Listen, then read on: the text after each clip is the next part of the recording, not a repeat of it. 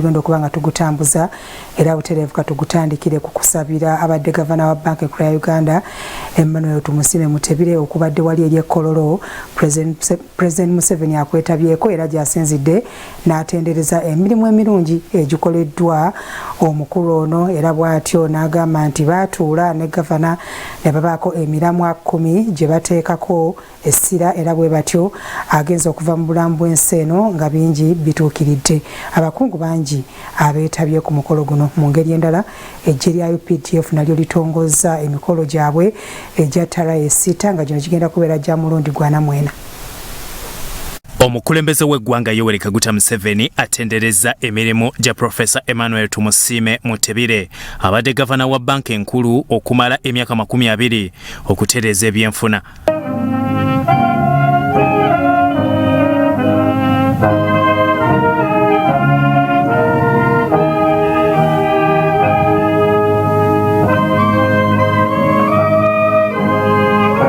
President Museveni asinzidde mu kusabira Mutebire okutongole okutegekeddwa ekkololo ku kisaawe mwamwogereddeko ng'eyamuyamba ennyo mu lutalo lw'okununula Uganda era baatuula ne bassaawo emiramwa 10.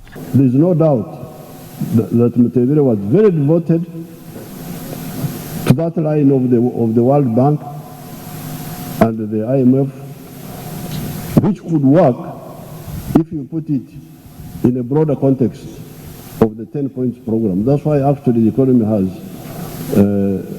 recovered. It has not developed as much as I wanted to develop.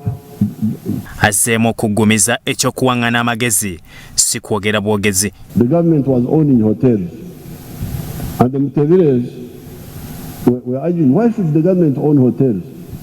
Let the private people own the hotels. And I listened to their line, and you see how much it has stimulated these Afrikaners, the what, hotels all over the place. But when they came to UCB, Minister w'ebyenfuna Matia Kasaija agamba nti abadde tatengana na Mutebire era waliwo byalese bitakoleddwa. I will miss him very dearly for the expertise, the control of money, the stabilization of prices, and the strengthening of our Uganda shilling. Namwandu Betty Mutebire ategezeza nti ba abadde muntu w'abantu ayaniriza buli omu ne yeebaza olw'ekirabo eky'obulamu. Emmanuel loved his family. In spite of his busy schedules, he always had time for us. Whenever time he was in the country, he always had meals with us, lunch and dinner. Patrick Njoroge, gavana wa banka enkulu e Kenya, mu bubaka bwe obumutikiddwa President Uhuru Kenyatta, agamba nti omugenzi yakola nnyo okukwanaganya ebyenfuna mu mawanga ag'obuvanjuba obwa Africa. Professor Mutembile's steady hand at the helm of the Bank of Uganda ensured that the Ugandan economy and the economic well-being of its people were protected. Professor Mutembile will forever be remembered for the distinguished role he played in uniting the people of East Africa. Omugenzi Mutebire wa kuzikibwe Kabale era eggulo lwe yabadde aweza emyaka 73 nga yafiiridde Kenya kunaku lwa Sunday. Mu ngeri endala omumyuka wa President retired Major Jessica Alupo atongoza emikolo gy'olunaku lw'amagye aga UPDF egy'omulundi ogwanamu ogumu nga gyakuba mu bitundu by'e Bugeshu. And wish you all fruitful Taresita celebration.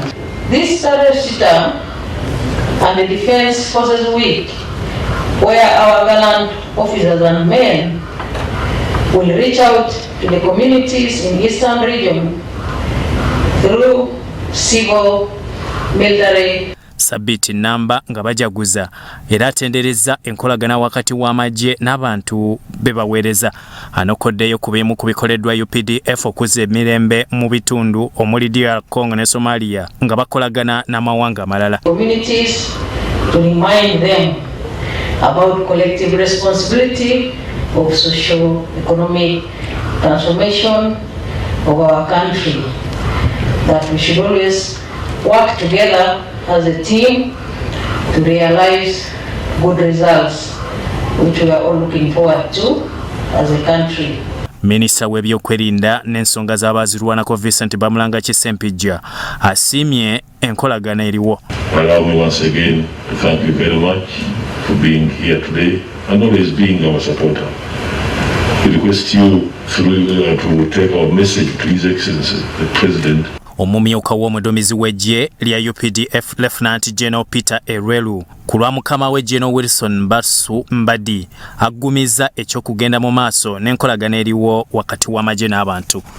It is an event that is meant to remind us as UPDF our responsibilities to the people of Uganda. Bya Ohora Gabriel, Salute TV, Omunyi.